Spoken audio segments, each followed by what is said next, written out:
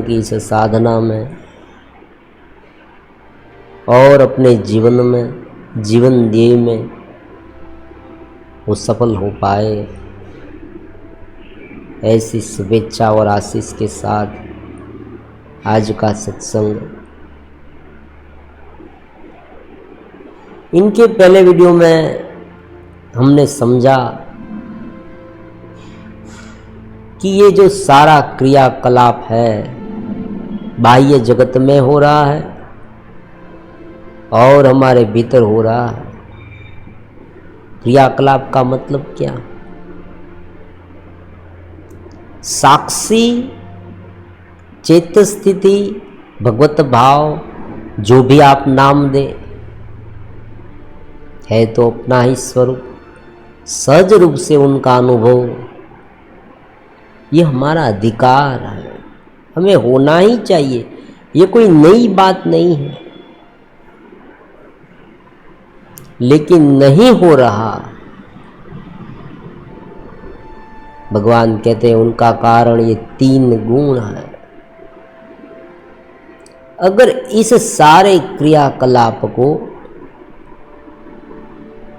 जो घटनाएं घटती है, जो सोच हमें उभर के आती है, उस सारी सोच को, उस भावना को, उस विकारों को अगर इस गुण की समझ ले तो उनसे ऊपर उठना आसान हो जाएगा। ये 3 जो गुण हैं उनमें कहीं न कहीं पर हमारी सोच भी आ जाती है।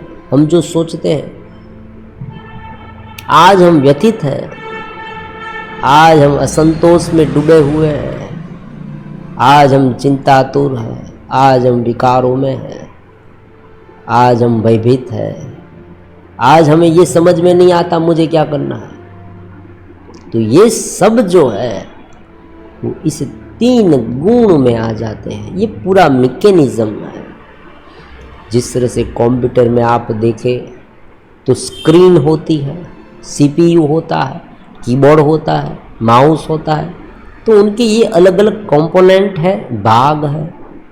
उसी तरह से हमारी जो बॉडी है, हमारा जो शरीर है, हमारा जो अस्तित्व है, उनकी एक रचना है, बाह्य रचना। ये जगत बाह्य रचना का भाग है। और ये भी हम कह सकते हैं कि हमारा शरीर इस जगत का भाग है। ये पूरा जो अस्तित्व है उनका भाग ये है।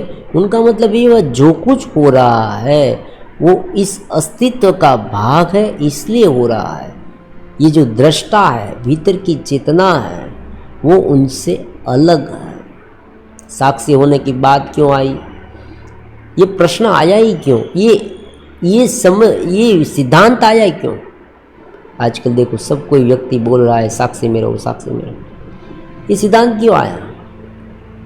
क्योंकि लंबे समय के बाद ये मालूम हुआ और उपनिषद में ये भी कहा कि सर्वत्र ब्रह्म है, फिर भी व्यक्ति इस जगत की भवाटवी में क्यों फंसता है? उनका कारण एक ही है कि जो भाव उत्पन्न हो रहे हैं, जो वो देख रहा है, उसे वो अपना स्वरूप मान लेता है। तो उनसे छुड़ाने के लिए उनका साक्षी बनना जरूरी है। साक्षी मतलब देखने वाला, उनके साथ उलझे नहीं। ध्यान में भी यही बात बार बार कही जाती है कि आप जब ध्यान करते हैं तब आपको शांत होकर देखना है। गुस्सा आया उसे भी देखना है, द्वेष आया उसे भी देखना है, चिंता आई उसे भी देखना है। लेकिन ये मैकेनिज्म समझ में आ जाना चाहिए, उसे ही ज्ञान कहते हैं। अगर ज्ञान से समझ आ गई तो ध्यान में रहना बहुत आसान हो जाएगा, साक्षी भाव सहज हो जाएगा। और उतना ही नहीं, जब हम एक जगह पर बैठे हैं तब साक्षी भाव बन जाए। बहुत सारे साधक कहते हैं कि गुरुदेव एक जगह पर मैं बैठता हूँ तब तो साक्षी भाव बनता है, लेकिन जब जगत में रहता हूँ तब साक्षी भाव नहीं बन पाता। कोई ना कोई अलग अलग प्रकार की वृत्तियों में मैं बह जाता हूँ और फिर ये भूल जाता हूँ कि मुझे साक्षी में रहना है। तो ये बात हो जाती है। तो यहाँ पर पूरी मैकेनिज्म समझ लेनी है। अगर उसे एक बार समझ लिया तो पूरे जीवन हम साक्षी भाव में रह पाएंगे। और कभी जब गलती होगी, देखो यह बहुत महत्वपूर्ण बात है, जब कोई हमारे से भूल हो जाएगी तब हम ये पकड़ पाएंगे कि हाँ, यहाँ मैं भूल खा गया हूँ, यहाँ मैं मार खा गया हूँ, इस जगह पर मेरी गलती है, मैंने इसे सच माना, मैंने इसे अपना माना।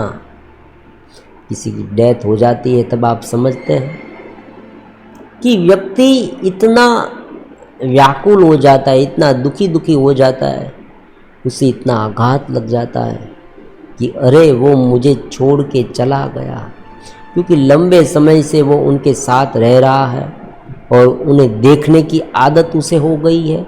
दूसरी बात, उनकी ज़रूरत भी है। तो जैसे ही वो चला जाए वो अकेला महसूस करने लगेगा, उसे ये समझ में नहीं आएगा कि मैं क्या करूं, इसलिए वो दुखी हो जाता है। तब ये जो ज्ञान का लेपन है, ज्ञान की समझ है, ये अगर इनके पास होगी तो बहुत सहजता से वो इस स्थिति में से उभर कर बाहर आ सकता है। उसे ये बहुत सहज लगने लगेगा, वो ये मानने लगेगा कि ये जो जगत पूरा है वो जगत वास्तव में नाम और रूप वाला है, मतलब आकार वाला है और नाशवंत है। उत्पन्न होता है, नाश होता है, उत्पन्न होता है, नाश होता है। लेकिन ये केवल इतना समझने से भी नहीं हो रहा, तो उनका कारण क्या है? उनका कारण यह है कि हमने पूरी मैकेनिज्म अभी तक समझी नहीं है और उनके अनुसार अपने आप को ढाला नहीं है। हमने उस साक्षी भाव में रहने की कोशिश, प्रयास नहीं किया है। कोई ना कोई ऐसी आसक्ति है हमारे जीवन में जो हमें इससे बांधे रखती है, उनसे ऊपर नहीं उठने देती। अब देखो मैकेनिज्म क्या है, पूरी रचना क्या है। ये रचना जितनी जटिल है उतनी आसान है। अगर उसे एक बार समझ लिया जाए तो बहुत ही आसानी से हम ये तय कर पाएंगे कि हमें क्या करना है, जीवन में क्या करना है, वो भी इनके पीछे ही छुपा हुआ है। कोई साधक पूछता है, इतने सारे वीडियो देखे लेकिन मुझे ये समझ में नहीं आता कि मैं क्या करूं। वो समझने वाली बात है, मुझे क्या करना है वो मुझे समझ में नहीं आता। अगर मुझे समझ में आ जाए तो मैं कर पाता। तो यहाँ पर महत्वपूर्ण जो बात है 3 गुण की है और इस घेरे की है। तो ये ऊर्जावान जो घेरा है उसमें सीधी सी बात है और बहुत बार कही गई बात है, फिर भी उन्हें बार बार रिवाइंड इसलिए करनी है क्योंकि हम उसे भूल जाते हैं। बाह्य शरीर, जो ये फिजिकल बॉडी है, हमारा शरीर, बाह्य शरीर, ये सुंदर दिखा, हम उनसे आकर्षित हो गए, उन्हें सुंदर रखने की हम कोशिश कर रहे हैं, इस शरीर के आधार पर ही हम चल रहे हैं। अगर शरीर ठीक नहीं है तो हमारे पास चाहे कितनी भी धन दौलत क्यों ना हो, कुछ काम की नहीं। शरीर में कोई गड़बड़ी है, शरीर में कोई रोग है, तो एक बहुत ही सहज बात है कि शरीर हमारा साधन बन गया है, लेकिन शरीर हम नहीं है। शरीर को हमें इसलिए रखना है सजाए क्योंकि हम शांत रह पाए, हम अपने स्वरूप में लीन हो पाए, हम अपने ही चेतनवंतता को बरकरार रख पाए। अगर शरीर ठीक नहीं है तो हमारा पूरा ध्यान शरीर में जाएगा। लेकिन यहाँ ये बात नहीं है कि शरीर के विषयों को भुगतना हमारा ध्येय है, ये बात समझने वाली।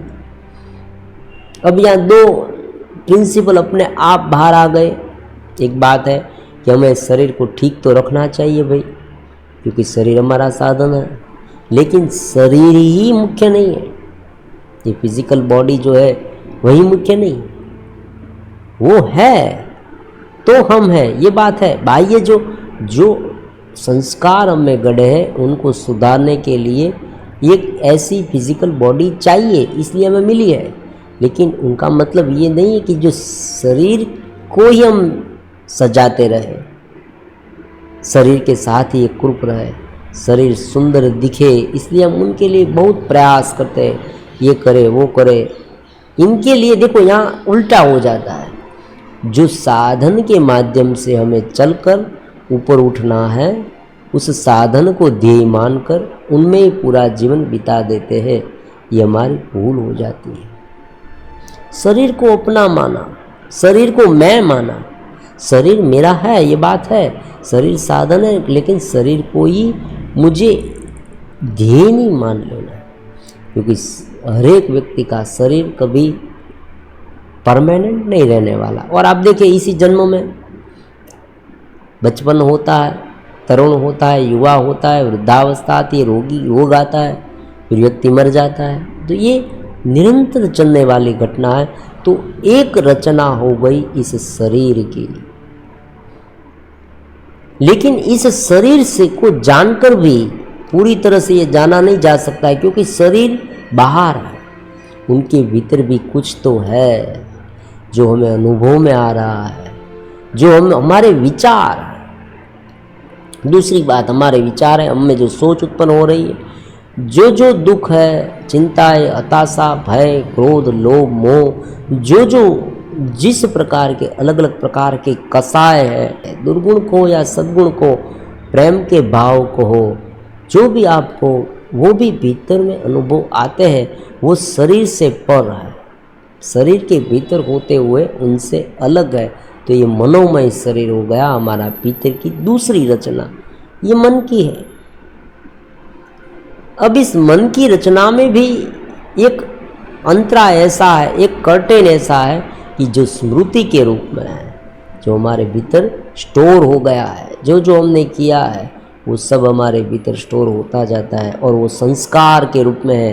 तो ये तीसरी रचना हो गई। अब जो चौथी रचना है, एक मन ऐसा है कि जो केवल भाव को केवल दृश्य को देखता है, आँख से हमने देखा, लेकिन आँख से देखने के बाद भाव प्रकट होते हैं। ये भावनात्मक बॉडी हो गई, भावनात्मक शरीर हो गया, इमोशनल जिसे कहते हैं, भावना, क्रोध की भावना, हताशा की भावना, ये भाव अनुभव में आते हैं। तो इस रचना को समझना बहुत जरूरी है। ये सारी रचना को समझने का ध्येय एक ही है कि हमारे भीतर जो चेतना है वो इन सब का साक्षी है। ये उत्पन्न हो रहा है, नाश हो रहा है, हमें जो दुख उत्पन्न हो रहा है ना, उनका कारण क्या है? उनका कारण ये है कि मन में भावना उत्पन्न हुई। हमें सुख उत्पन्न हो रहा है तो उनका कारण क्या है? क्योंकि सुख की भावना उत्पन्न हुई। हमें क्रोध उत्पन्न हो रहा है तो उनका कारण भी यही है कि क्रोध की भावना उत्पन्न हुई।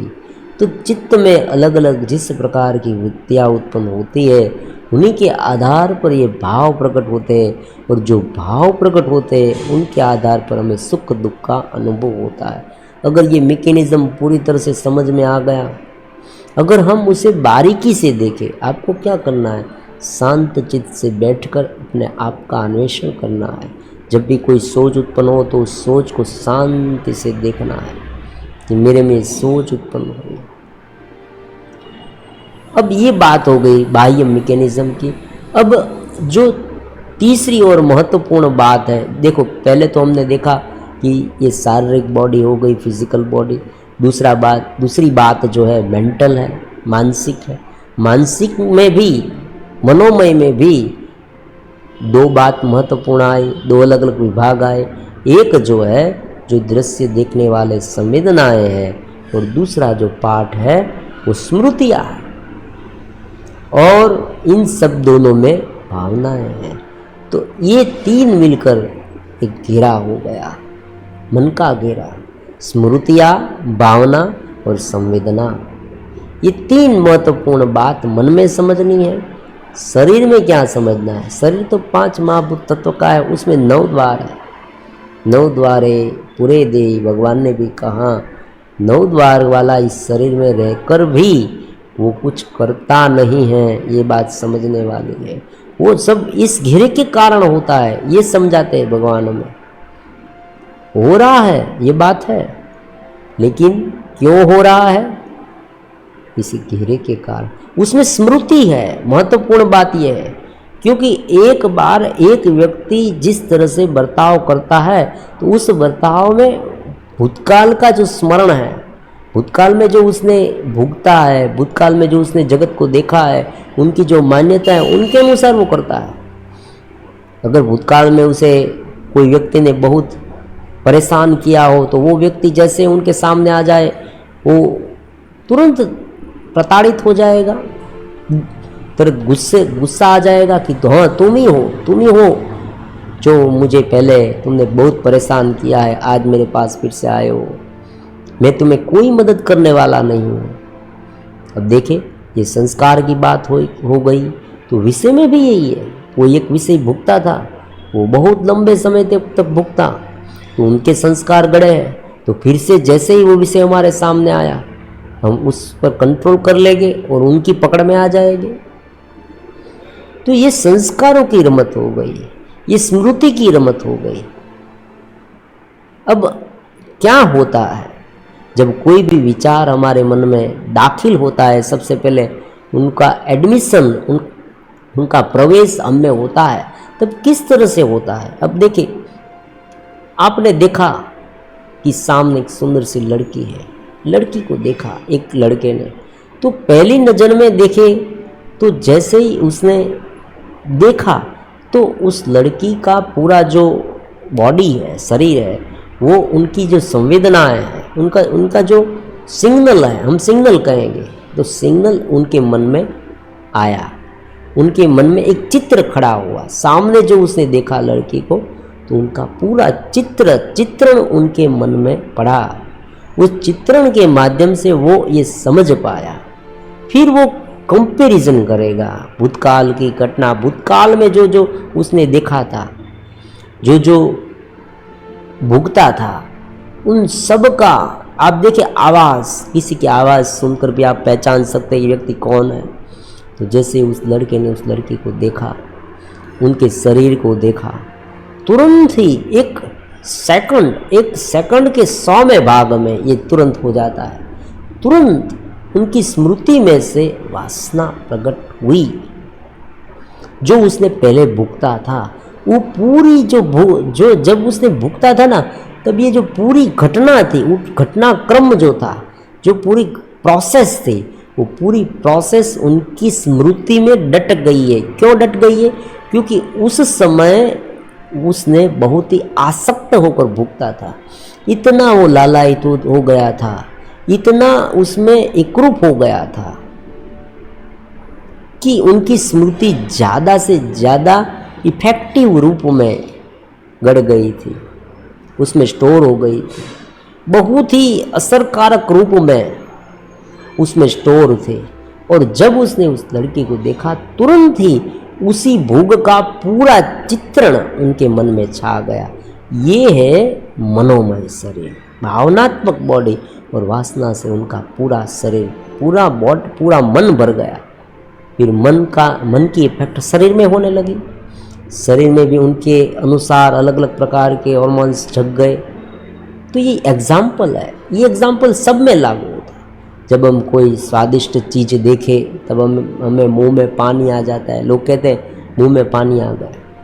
उसी तरह से दुख में भी होता है। भूतकाल में कोई व्यक्ति ने बहुत दुख भुगता हो, तो वो व्यक्ति आज जैसे ही दुख देखे, तुरंत वो कैसा हो जाएगा? अत्यंत दुखी। बहुत बार हमने ऐसा देखा है कि कोई व्यक्ति जो है, एक व्यक्ति को मरा हुआ देखकर उसे अपने स्वजन याद आ जाते हैं। हालांकि उनके स्वजन की डेथ बहुत सालों पहले हुई है, लेकिन आज वो रिवाइंड हो जाती है, तरोताज़ा हो जाती है। तो मतलब क्या है?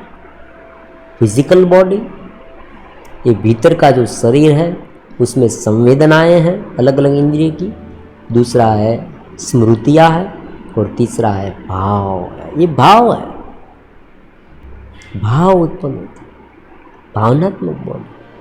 प्रेम क्या? प्रेम का भाव, दया का भाव, करुणा का भाव, हिंसा का भाव, चिंता का भाव, असंतोष का भाव। जब भी हमें कुछ अलग सा महसूस होने लगे हमारे शरीर में, ये भाव उत्पन्न हुआ, ये मानना।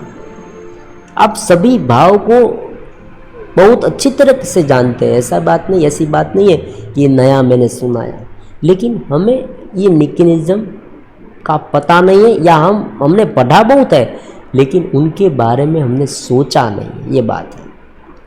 ये सोचना चाहिए। आप आंखें बंद साक्षी भाव में रहने का मतलब ये निरीक्षण करते रहना चाहिए कि मुझ में कौन कौन से भाव आए, कौन कौन से भाव चले गए। तो जैसे जैसे आप ये भावनात्मक जगत को समझते जाएंगे, स्मृति को समझते जाएंगे, इस 3 गुण को समझते जाएंगे,